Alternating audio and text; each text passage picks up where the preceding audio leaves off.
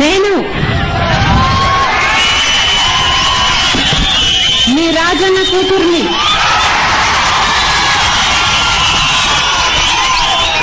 నేను మీ జగనన్న చెల్లెల్ని,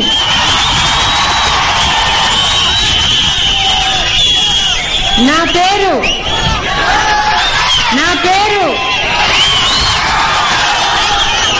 షర్మిల.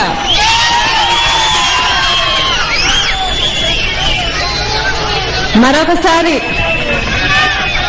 పోయిన సంవత్సరం మీరిచ్చిన గొప్ప విజయానికి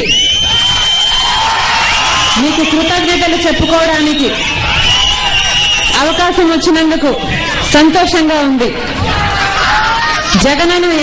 జగనన్నను ఎంపీగా 5.5 లక్షల మెజారిటీతో గెలిపించారు.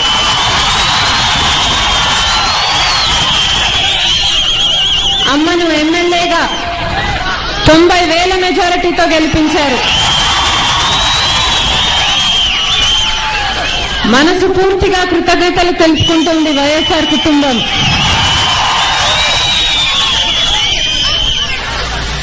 మీ రాజన్న గురించి, మీ జగనన్న గురించి నేను మీకు చెప్పాల్సిన అవసరం లేదు. వారిద్దరికి ఉన్న మంచి మనసు, మాట మీద నిలబడే నైజం మీ అందరికీ తెలుసు. నేను మీకు చెప్పాలనుకున్నది ఒకటే,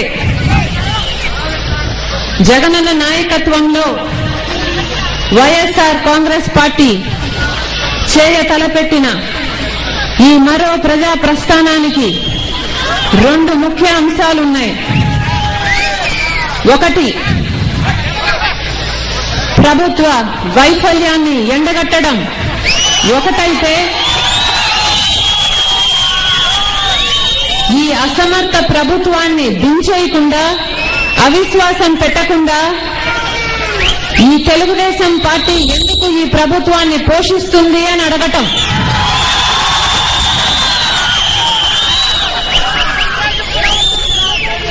జగనన్న ప్రత్యేకంగా ఈ 2 విషయాల కోసమే ఈ మరో ప్రజా ప్రస్థానాన్ని మొదలు పెట్టించారు.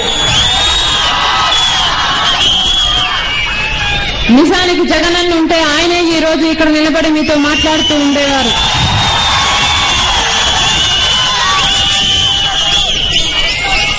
కానీ ఆయనకు ఇక్కడ మన మధ్య ఉండే అవకాశం ఇప్పుడు లేదు. అందుకనే నన్ను పంపించారు. నేను రాజన్న పాదాన్ని,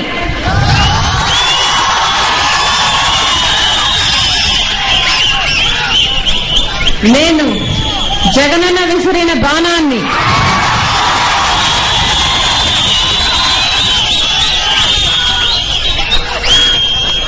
రాజశేఖర్ రెడ్డి గారు 30 సంవత్సరాలు కాంగ్రెస్ పార్టీకి సేవ చేశారు. 1 కాదు, 2 కాదు, 5 కాదు, 10 కాదు, 30 సంవత్సరాలు ఆ పార్టీకి సేవ చేశారు. ఆ పార్టీకి విశ్వాసంగా ఉన్నారు. ఏ పథకానికి, ఏ ప్రోగ్రాం రూపొందించినా వాళ్ళ పేర్లే పెట్టారు. ప్రతిఫలంగా రాజశేఖర్ రెడ్డికి వాళ్ళు ఏం చేశారని అడుగుతున్నాం. రాజశేఖర్ రెడ్డి గారి పేరును కాంగ్రెస్ పార్టీ ఎఫ్ఐఆర్ లో దోషిగా చేర్చింది. అంతతో ఆగలేదు. జగనన్నను నిర్దోషైనప్పటికీ, సాక్ష్యాలు లేనప్పటికీ కక్ష కట్టి ఈరోజు జైలు పాలు చేసింది. రాజన్న చనిపోయినప్పుడు 600 పైగా మంది చనిపోయారు. కొంతమంది గుండాగి చనిపోతే, కొంతమంది బాధను తట్టుకోలేక చనిపోయారు. అలాంటి వారిని ఓదార్చాలని కాంగ్రెస్ పార్టీలో ఉన్న ఏ ఒక్కరికి అనిపించలేదు. ఒక్క జగనన్నకు మటుకే ఆ ఆలోచన వచ్చింది. ఓదార్పు యాత్ర చేస్తానని బహిరంగంగా మాటిచ్చాడు. కాంగ్రెస్ వారికి నచ్చలేదు, చేయొద్దన్న అన్నారు. కానీ మాటిచ్చిన కారణంగా జగనన్నకు అది చేయాలనిపించి ఏది ఏమైనప్పటికీ చేస్తానని అన్నారు. అది చేసినందుకు కక్ష కట్టి ఆ పార్టీలో నుంచి వెలేసి ఈరోజు జగనన్నను జైలు పాలు కూడా చేశారు. మన ఆజాద్ గారు అన్నారు, జగన్మోహన్ రెడ్డి గారు అదే పార్టీలోనే ఉంటే, కాంగ్రెస్ పార్టీలోనే ఉంటే ఈ పార్టీ ముఖ్యమంత్రి కూడా అయ్యేవారేమోనని. అంటే వారి పార్టీలోనే ఉంటే వారిదంతా చేసేవారు కాదన్నమాట. కేవలం కక్ష కట్టి వారి మాట కాదని రాజశేఖర రెడ్డి గారి కోసం ఓదార్పు యాత్ర చేశాడనే కదా ఇదంతా చేశారు.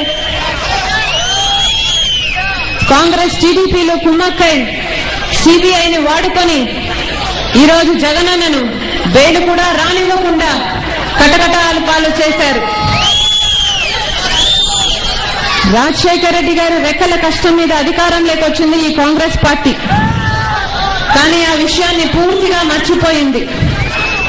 రైతన్నను పూర్తిగా విస్మరించింది. విద్యార్థులకు మొండి చేయి చూపిస్తుంది. ఆరోగ్యశ్రీని కట్టిపెట్టింది. ఎన్ని విధాల వీలైతే అన్ని విధాల రాజశేఖర రెడ్డి గారు ప్రవేశపెట్టిన ప్రతి పథకానికి తూట్లు పొడుస్తుంది. మొన్నటికి మొన్న విద్యుత్ ఛార్జీలు 3 ఏళ్ల అధికారంలో ఉంటే వాళ్ళు 3 సార్లు పెంచారు. మొన్న మళ్లీ 3 ఏళ్లు బకాయిల కింద సర్ఛార్జీలని గడిచిపోయిన సంవత్సరాలకు కూడా సర్ఛార్జీలు విధిస్తున్నారు. ఇది అన్యాయం కాదా?